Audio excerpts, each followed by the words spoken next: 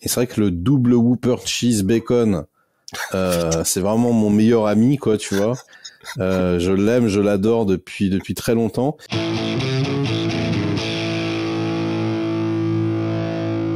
Tout le monde connaît Merège, bien sûr, grâce à son incroyable chaîne Merège sur YouTube, sur laquelle il est parfois dithyrambique sur certains films, et d'autres fois, il regarde Le Jardinier, puis ça donne ce que ça donne. Mais la question qu'on se posera aujourd'hui avec Merège, c'est est-ce qu'il est beauf? Suis-je un beauf? Bonjour, Steve. Est-ce que tu as déjà eu un beeper? Jamais. Putain, mais ça commence en force! Je suis désolé, non. Le mec a de la classe, hein? Attention. Ouais, je suis désolé, j'ai jamais eu de beeper. J'ai commencé vraiment avec le téléphone portable. En revanche, j'ai prononcé la phrase au début des années 2000. Bah attends, mais Internet, ça sert à rien. Je veux dire, on peut, voilà, on peut poser une question. C'est le Minitel, quoi. Tu vois, j'avais pas du tout anticipé. Tu vois, j'étais à la ramasse totale. J'aurais pas misé une cacahuète dessus, quoi. C'était une mode qui ne durera pas. C'était ton. Est-ce que t'es conducteur? Est-ce que t'as une voiture? Est-ce que tu es conducteur? Alors sache que je n'ai pas mon permis de conduire. Et ça, c'est rare. Donc non, ça fait bobo. Hein. Ça, c'est ouais, bobo, bah ouais, voilà. Bégodeau, il a dit un jour, les gens les plus intéressants que j'ai rencontrés, très souvent, ils ont pas leur permis. Du coup, ça m'a conforté. Je me suis dit, peut-être que je suis intéressant. Du coup, j'ai pas mon permis. J'étais un éternel Parisien, donc c'est vrai que quand t'as 1500 balles pour passer ton permis, en général, tu fais autre chose avec, parce que t'en as pas forcément besoin. Et du coup, je suis conducteur de trottinette électrique. J'ai une trottinette et je me déplace à fond avec, sans casque. Donc, j'imagine que c'est ta femme, ta conjointe qui a une voiture et c'est elle qui te conduit partout. Oui. Okay. Est-ce que ça t'est déjà arrivé dans la voiture de regarder ta femme et de dire « Monte le son, c'est Johnny ». Alors, pas du tout, parce que j'écoute pas Johnny, mais et puis ma femme, elle aime pas écouter la musique dans la voiture parce que ça la stresse. Du coup, c'est elle qui me dit baisse ta musique de sauvage. D'accord. Quand j'écoute, par exemple, Dr. Dre, elle fait non, c'est pas possible. Voilà. Passons au moment culinaire maintenant. C'est vraiment dans le culinaire d'habitude qu'on retrouve des belles habitudes de beauf. Ouais, là, je pense que je suis pas bien parti là. Vas-y. Tu savais que cette semaine chez Flunch, c'est la semaine raclette à gogo et assiette montagnarde? Pas du tout. Je vais pas chez Flunch. Je vais très rarement chez Flunch. J'y suis allé genre 2-3 fois à Châtelet quand c'était l'école de théâtre, donc mais c'est très très rare. Non, mais ferais ta volonté, hein. Attention. Non. As-tu déjà volé des ustensiles ou des objets de table dans un resto? Non, je crois pas. Putain, le mec, il est solide. Est-ce que tu casses tes spaghettis avant de les mettre dans le... Oui. Dans le... Oui, je les casse. Ouais, oui, je les casse systématiquement. Là, vraiment, je fais aucune exception à chaque fois. Je crois que ça fait partie du kiff maintenant, tu vois, de la préparation. J'ai l'impression de cuisiner un petit peu comme ça, tu vois, de faire un minimum de trucs. Les Italiens dans les commentaires te saluent d'avance. Est-ce que t'es le genre de mec à rajouter du fromage ou des sauces à des trucs que t'aimes pas? Genre, j'aime pas tel truc, mais si je le bourre de fromage au-dessus ou que je rajoute une tonne de ketchup, ça va passer, quoi. Ouais. Alors déjà, plus globalement, je suis le genre de mec qui ne mange pas ce qu'il aime pas. Donc c'est-à-dire que si on m'apporte un truc que j'aime pas, je vais faire ouais, mais en fait non. En prétextant que c'est trop amer ou peut-être que je suis malade ou je sais pas, tu vois. Mais si vraiment je suis obligé, par exemple, si je dois faire plaisir à ma femme, je vais chercher un bout de roquefort que je fais fondre au micro-ondes, tu vois. Puis je fais une petite sauce roquefort, tu vois. Et donc tu vois, par exemple, la sauce roquefort sur le chou-fleur, tu vois, cuit à la vapeur, je fais ouais, vas-y. Ta cuisson de viande, à moins que tu sois végétarien, bien sûr. Non, je suis pas du tout végétarien. Bleu. C'est-à-dire vraiment très très saignant. OK. Est-ce que ça t'est déjà arrivé au resto de retourner une assiette parce que c'était pas cuit à ton goût? Oui. Ah ouais, quand même. T'as Oui, déjà oui, travaillé, oui. t'as déjà bossé dans des restos? Non. Ah, Non, j'ai jamais travaillé en resto. Non, ça m'est déjà arrivé parce que non, mais j'avais demandé un truc très saignant puis c'était archi cuit, tu vois. Donc je fais bah non, voilà. Mais puis je pense pas que ça leur pose trop de problèmes, mais c'est rare, hein. Mais oui, ça m'est déjà arrivé. ton resto de junk food préféré, le truc que Mérège ne peut se retenir qu'il trouve succulent. Là. Alex nous a parlé du Whopper de Burger King avec une telle passion que j'en tremble encore. Moi, personnellement. Alors là, je vais te dire, il y a vraiment, là, je suis méga beauf. Effectivement, j'allais te dire comme ça le Burger King. Et c'est vrai que le double Whopper cheese bacon, c'est vraiment mon meilleur ami, quoi, tu vois. Je l'aime, je l'adore depuis très longtemps. Quand ils ont enlevé le Burger King de France, j'étais tellement triste. Je me rappelle qu'il y avait des pubs à Paris. C'était incroyable. C'était dans le métro des affiches énormes avec 2 double Whopper alors qu'on n'avait pas de Burger King, tu vois. Toi, t'es là, tu fais what the fuck? Et en dessous, il y avait marqué à seulement 1 heure de Paris. Tu sais, avec le tunnel sous la Manche, tu sais, le train pour aller à Londres, quoi. Je disais, what? Et du... et du coup, on y est allé avec ma chérie de l'époque. On a passé le Nouvel An à Londres et on est allé au Burger King. C'est n'importe quoi. Donc ouais, non, vraiment la junk food c'est un problème. Mais en fait, si je veux être tout à fait honnête, c'est pas le Burger King, c'est le Quick, parce que le Quick, donc c'est belge, je crois. Il y a le Quick and Toast et le long bacon. Et ça, c'est compliqué aussi, tu vois. C'est vraiment, il faut que j'alterne. Et j'ai envie de te dire, le McDo, pareil. Le McDo, ils te font le double, bah c'est un double cheese bacon. C'est pas un double ouvert, un double cheese bacon. C'est petit, tu vois. Mais du coup, t'en prends 2. Ah ouais. Et non, c'est magnifique, c'est savoureux. T'es là, tu sais que c'est pas bon, mais en fait, c'est trop bon. Tu peux pas t'en empêcher. Ils ont mis des produits chimiques, des trucs qui t'attaquent le cerveau, tu sais pas. Et ouais, j'y vais, tu vois, frites, je prends en maxi format, je prends des glaçons, je prends des milkshakes. Enfin, c'est l'enfer. C'est l'enfer. On a tous nos vices, hein. Il y en a, c'est la boisson, il y en a, c'est la clope. Et il y Ouais, en a non, mais d'autres. vraiment le burger, tu sais ouais. Et là, tu vois, depuis j'ai déménagé, donc et à côté de chez moi, putain, il y a un KFC, bordel. Et j'étais jamais allé au KFC avant, tu vois, parce que je sais pas, ça me disait pas. Putain, là j'ai goûté, parce que les enfants m'ont dit ah KFC, tu vois. Oh merde. Je fais putain, c'est bon aussi, bordel. Tu sais, ils ont des tenders de poulet et tout. T'es complètement, tu sais, c'est à l'eau de Javel le truc. Tu sais, tu dis comment ils ont fait pour avoir un tender de poulet aussi blanc. C'est impossible. Et tu sais, tu goûtes, tu fais oh putain merde, c'est bon, tu sais, c'est la friture, le truc horrible. Tu sais que ça t'attaque directement, c'est directement la graisse, c'est directement dans le sang sur ton cœur. Tu sais, ça t'enrobe le cœur tout de suite.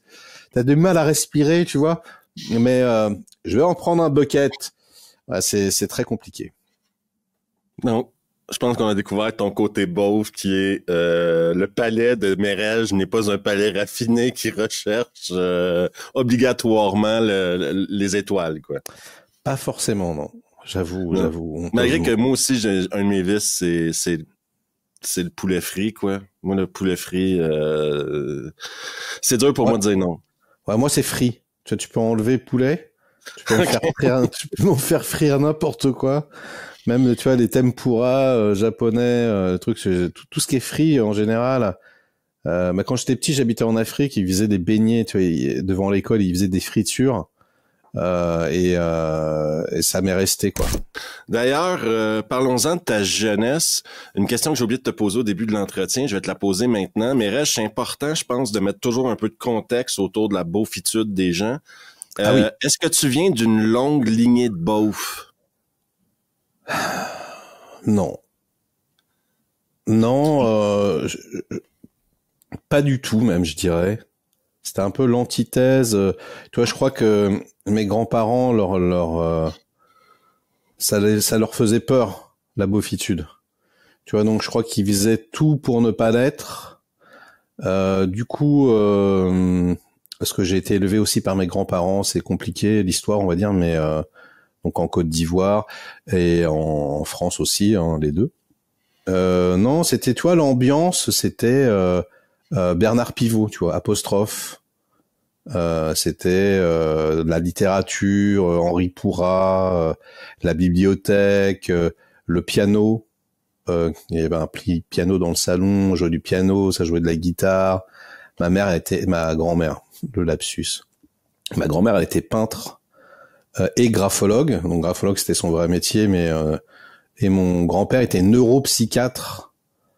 Tu vois, donc vraiment des années d'études, des bouquins partout, vraiment des têtes vraiment chercheuses.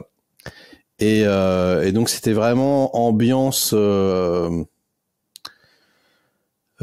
psy intello quoi, psy intello. Et mon père, lui, il était un peu plus spacé à la moulinette, hein, de ses grands-parents, tu vois. Donc il était c'était moins ça, mais quand même, tu vois, jamais de leur vie, on a regardé, par exemple, je sais pas, le Big Deal, ou tu vois, un truc sur TF1, le Juste Prix, les machins. Tu vois, c'était les chiffres et des lettres. Le seul truc qui s'autorisait de fun, tu vois, c'était ça. Et puis ouais, tu vois, mon père était juriste pour BNP Paribas. Enfin, tu vois, vraiment. C'était voilà. Et puis quand on était en Afrique, c'était la grosse baraque de ministres, parce que donc opportunité, hein, de mon grand-père qui voulait rentrer en France, et puis on lui a dit non, mais en fait, parce qu'il y avait très peu de psychiatres en Afrique, donc on lui a dit non, il faut absolument rester. Donc lui, il a dit bon bah ok, mais faites-moi une proposition que je peux pas refuser.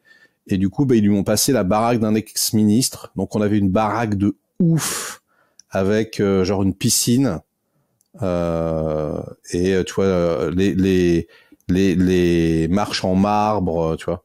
J'ai vécu en mode colonial, tu vois, en mode opulence. Enfin, c'est l'enfer, quoi, avec le recul. L'enfer dans le sens, quand t'es enfant, tu vois, t'as quand même, t'es pas con, et puis tu vois quoi la différence entre toi et les autres, quoi. Et c'est vrai que je culpabilisais petit, quoi. Je me disais mais what the fuck, pourquoi nous on est là, on a tout ça.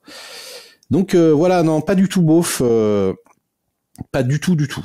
Ma mère, elle, en revanche, c'était l'antithèse. C'est-à-dire, elle a pu dormir dans des cages d'escalier. C'était un peu tendax, mais voilà, pas de thune du tout. Artiste aussi un peu dans l'âme. Et après, elle a travaillé dans la pub. Mais pareil, très artistique, si tu veux, très artistique. Cinéma, pas du tout de télé, c'était pas du tout son truc. Donc non, très très intellectuel quand même. Passons maintenant à tes habitudes mode, si tu veux, à tes goûts vestimentaires et mode. La première question, c'est une question que ma femme m'a donnée, et je pense que c'est important de la poser parce que c'est une conversation que j'ai avec elle à peu près à tous les 6 mois. Si on va regarder dans ton tiroir à slip et chaussettes, OK? Ouais. OK? On en a tous un. Oui. On s'entend. Oui. Quel est le pourcentage d'items qui mériteraient la poubelle directe et qui sont toujours dans le tiroir?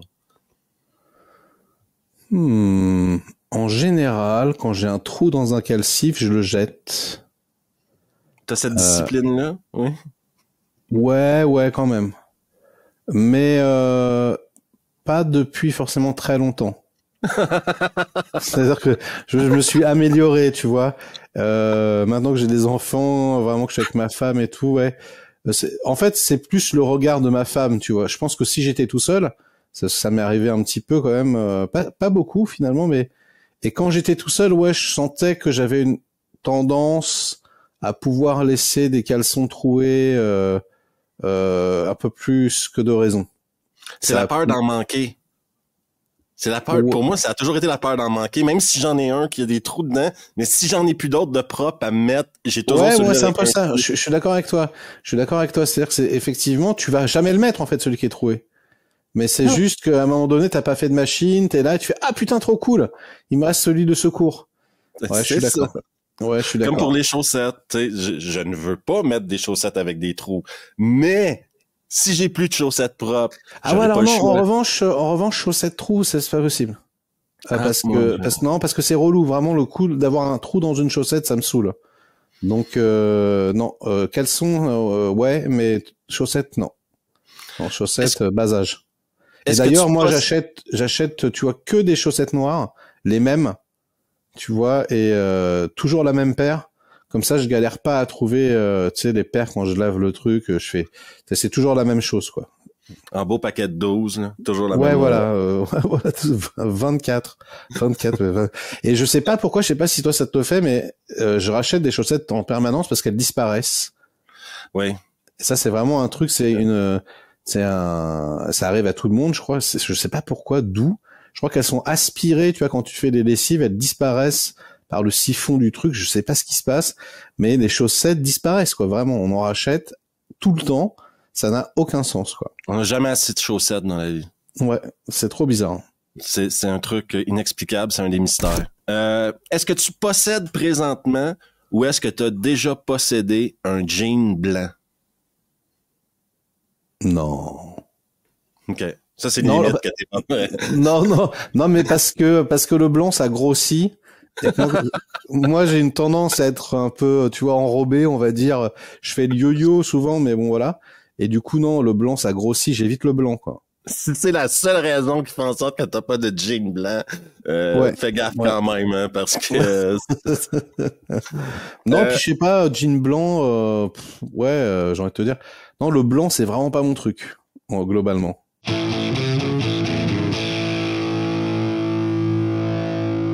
Est-ce que tu es propriétaire d'un sac banane? Non. Tu as déjà eu à ta jeune époque? Ouais, ma jeune époque, ouais, vraiment à ma jeune époque, hein. Quand j'avais 17 ans, j'avais une banane. J'avais une banane. J'étais si jeune que ça, 17 ans en passant, je dis ça, je dis rien. Ouais, j'étais fier. Bah maintenant, ouais. Non, j'étais fier de ma banane. C'est vrai, je mettais tout dedans, c'était cool. En plus, tu pouvais la mettre à l'arrière, tout ça. Mais très vite, je me suis mis au sac à dos.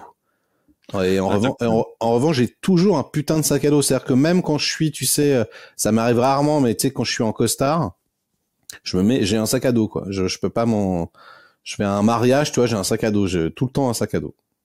J'ai jamais eu autre chose, j'ai pas eu de mallette, j'ai rien eu, quoi. Attaché case, truc bidule, rien du tout. Sac à dos. Sac à dos, à l'ancienne, quoi. Si tu vas faire du shopping dans un magasin électronique, genre Fnac, MediaMarkt, un truc comme ça, est-ce que t'es déjà sorti de là avec l'appareil de présentation? Est-ce que t'as déjà demandé au mec, genre, ouais, mais si je prends lui... Ah, bien sûr, tout le temps. Tout le temps. D'ailleurs, ça m'est arrivé pas plus tard qu'il y a 2 semaines. Je suis allé chercher une barre de son et elle me dit, ah, désolé, on l'a plus. Je fais, et le modèle d'expo? Elle me dit, ah, je dis, vous me faites un prix, hein. Il faut baisser et tout. Donc ouais, je négocie et tout. Ouais, Le mec se croise dans un marché de Marrakech quand il va chez MediaMarkt, quoi. Ah, mais carrément, mais on peut tout négocier en réalité, même à la Fnac, hein. Sachez-le. C'est juste qu'il faut savoir utiliser des bons mots, parler aux bonnes personnes. Mais tout se négocie, même chez Darty. J'ai jamais eu la chance qu'on m'offre l'opportunité de prendre un modèle de présentation, moi. C'est une folie. Quelle est ta politique sur la nourriture au cinéma et est-ce que tu es déjà le genre de personne qui a déjà amené de sa propre bouffe au ciné, genre ses propres chips, son propre chocolat? Non, si je le fais, quand j'amène un truc à moi au cinéma, c'est des boissons. Parce que payer 5 € pour une canette de coca, parfois c'est pas possible, tu vois, je fais, non, bah, attends, donc j'achète une bouteille avant, tu vois. Mais en revanche, j'aime pas tellement manger au cinéma, et ça me saoule un peu, c'est-à-dire que des bruits de papier, des trucs, tu vois, et surtout, ce que je déteste le plus, tu vois, c'est les gars qui veulent être sympas. Tu vois, c'est-à-dire les gars, ils veulent être sympas, du coup, ils ont pas envie de faire de bruit, tu vois, ils veulent pas faire. Tu vois, et du coup, ils vont faire ça, ils vont faire.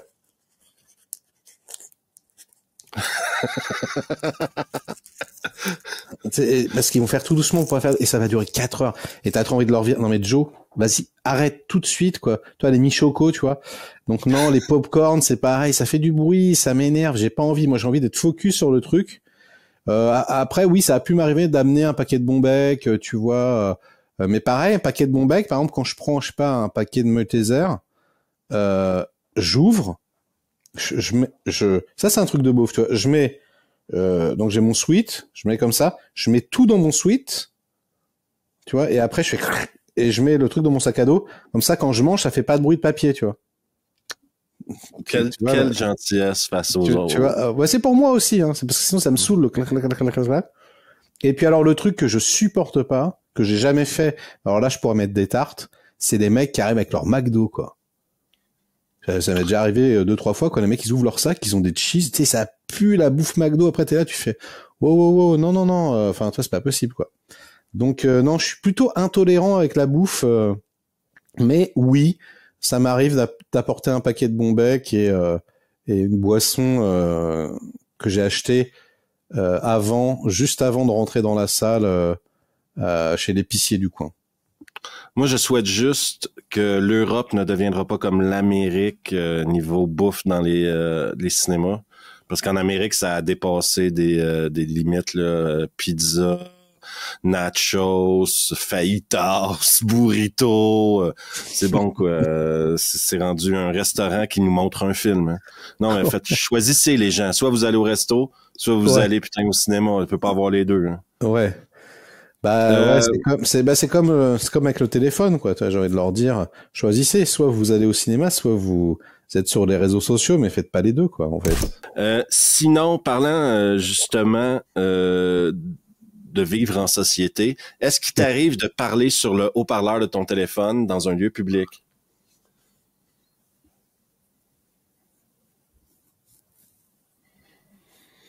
Non. Non, parce que moi, ça me saoule, en fait.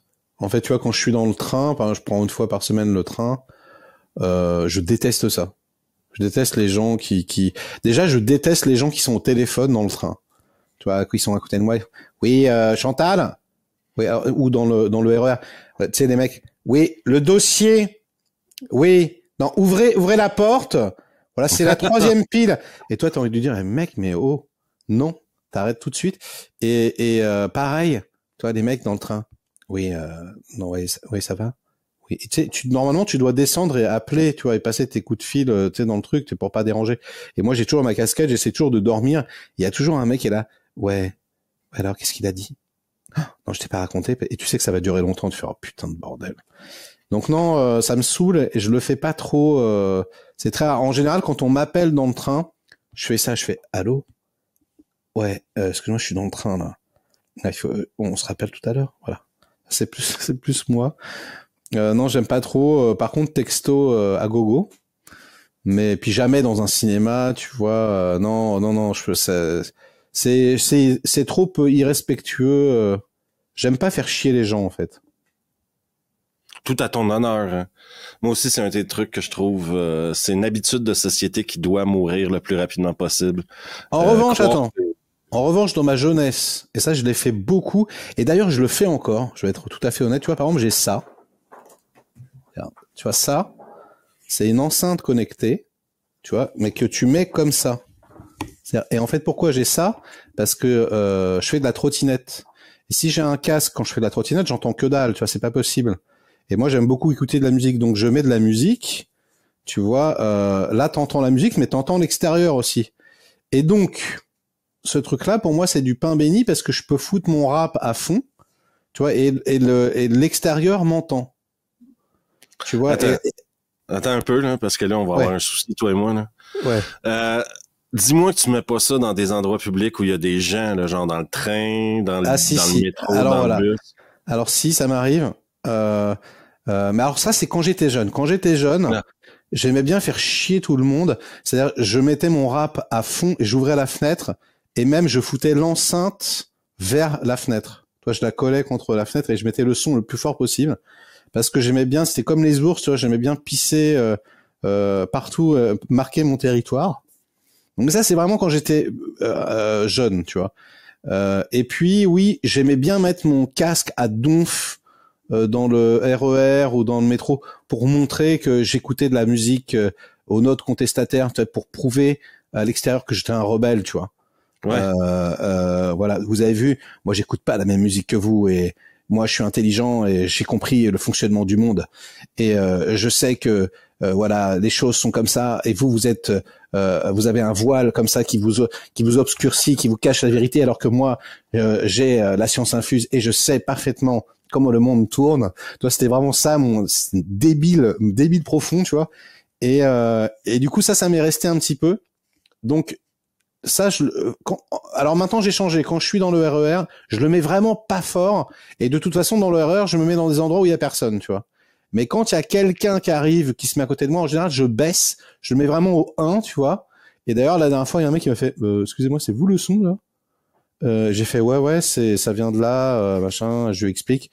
Et puis, du coup, il me fait, non, mais vous pouvez le laisser, hein. En plus, c'est de la bonne musique, ça me dérange pas. Mais donc, du coup, voilà, je le fais pas quand je suis dans le train. Par contre, je le fais pas du tout, c'est pas possible. Mais en revanche, là où je fais encore mon truc de beauf, c'est quand je reviens du cinéma en trottinette électrique.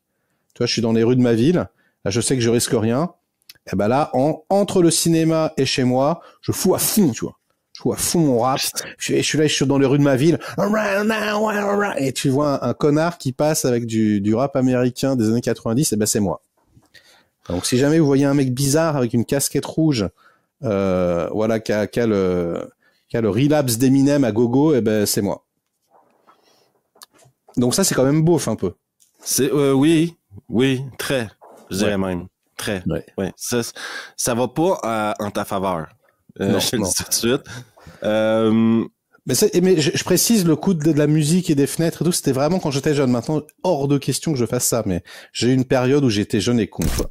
Est-ce que ta femme, avant de rentrer dans une soirée, t'a déjà regardé et t'a dit « Oh, ce soir, tu me fous pas la honte? » Putain, il pense, c'est ça.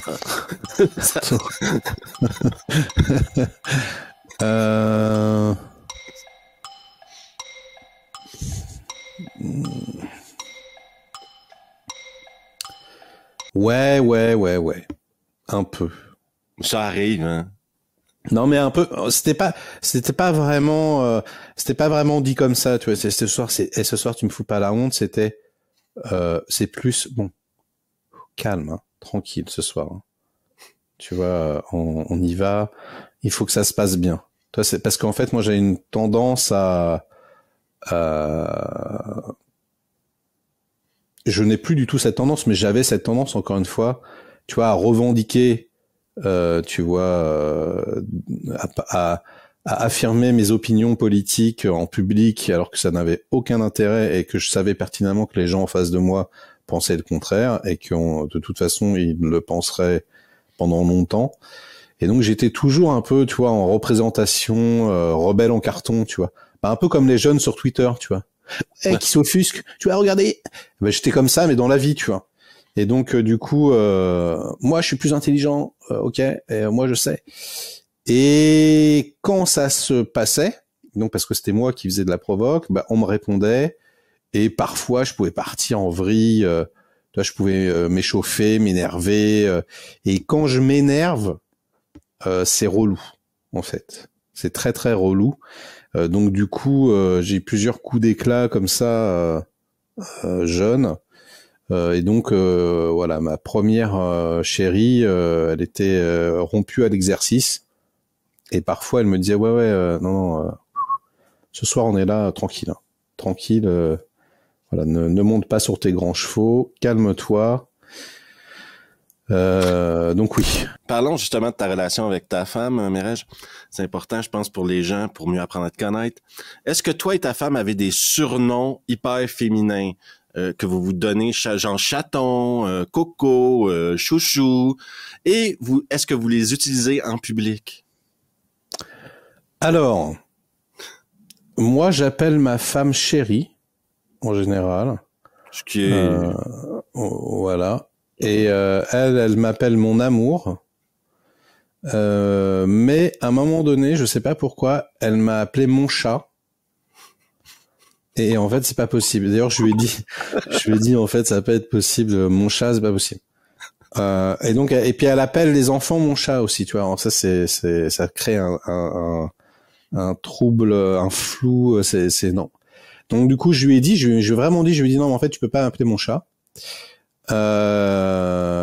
Surtout que déjà, ça m'énerve et en plus, je sais pas à qui tu t'adresses. Et donc maintenant, elle a arrêté. Et en public, non, chérie. Je pense que elle en public, c'est chérie aussi. Ouais, ça doit être chérie. Bon, c'est toi, on n'est pas très excentrique à ce niveau-là.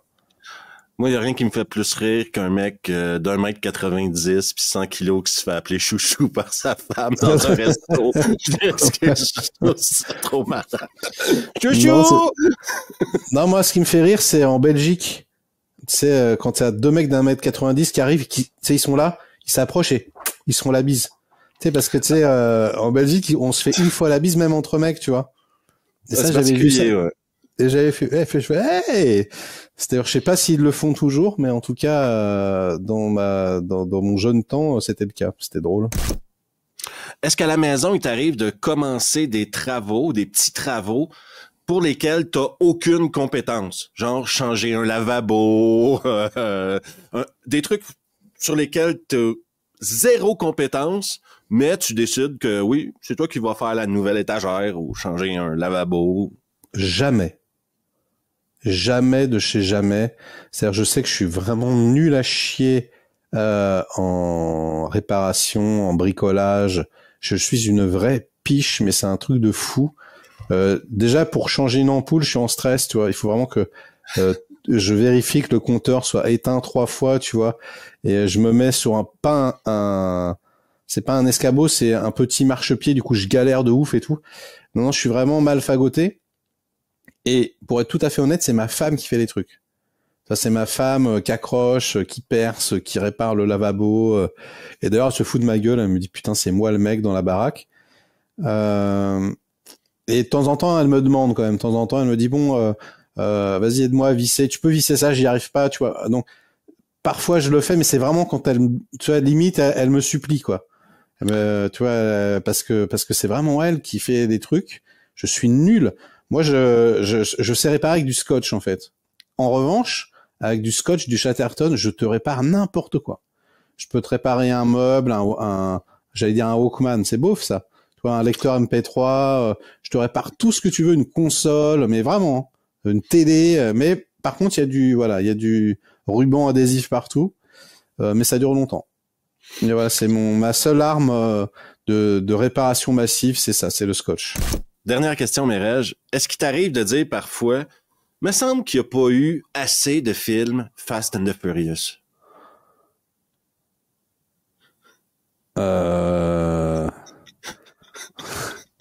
Bah, ça dépend. Non, je vais pas le dire comme ça, mais oui, dans le genre, je me dis putain, il y a pas. Ouais, je suis là, je râle. Je dis, il y a pas assez de films d'action, il y a pas assez de blockbusters, il y a pas assez de Statham, tu vois, il y a pas assez de. Ouais, ça manque un peu de testostérone là, de grosses séries B. Ouais, je suis en manque en ce moment. En ce moment, franchement, s'il y avait un Fast and Furious par an, je dirais pas non. Je ferais ouais, cool. J'irais avec plaisir, honnêtement. J'adore les poursuites de bagnole. J'aime bien Monsieur Propre. Tu vois, j'aime bien les chauves. Donc ouais. Tu vois, mon rêve, ça serait qu'ils fassent ce qu'ils ont dit là. À un moment donné, ils parlaient de faire un crossover entre Fast and Furious et Jurassic Park. Je veux voir ce film. Je veux voir, toi, les deux franchises mélangées. Je veux voir Vin Diesel, tu vois, avec sa bagnole dans le parc Jurassique, tu vois. Vin Diesel comme ça, tu sais, coursé par un tyrannosaure. Non mais attends, franchement, on voit cette bande-annonce, on a envie d'y aller, t'es d'accord? Ça va finir sur ma chaîne, en tout cas, c'est certain. Bah oui. Attends. Fast and Furious, Jurassic Way, tu vois, non, ça, il faudrait trop, quoi.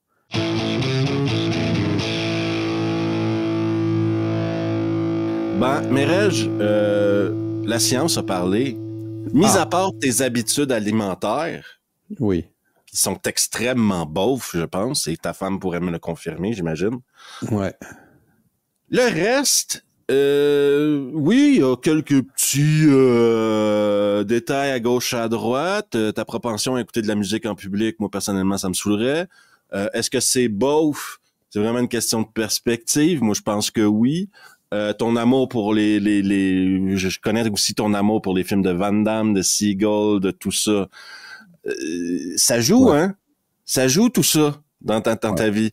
Mais d'un autre côté, tu es également un théâtreux qui aime le cinéma sérieux, qui est capable d'apprécier des trucs comme ça culturellement. Donc, j'irais pas jusqu'à dire que tu es un beauf, mais un élément déclencheur ou deux dans ta vie et ça peut vite tourner. Ta femme te quitte demain, moi je fais pas de promesses sur la personne que tu deviens. C'est pas faux, c'est pas faux ce que tu dis. Et puis tu vois, il y a un élément dont on n'a pas du tout parlé et je pense qu'il me caractérise vraiment en tant que beauf, c'est l'humour. Tu vois, l'humour c'est dangereux. Moi, l'humour que je manie, tu vois, j'aime Bigard un peu, par exemple. Ça joue. Tu vois, ça c'est très très beauf. Tu vois, l'humour bien lourd. J'aime l'humour subtil aussi, hein. Mais tu vois, j'avoue, quand t'as un mec comme Bigard qui est là et qui parle comme ça, tu vois, et en fait, ça déclenche un truc chez moi ouais, je craque un peu.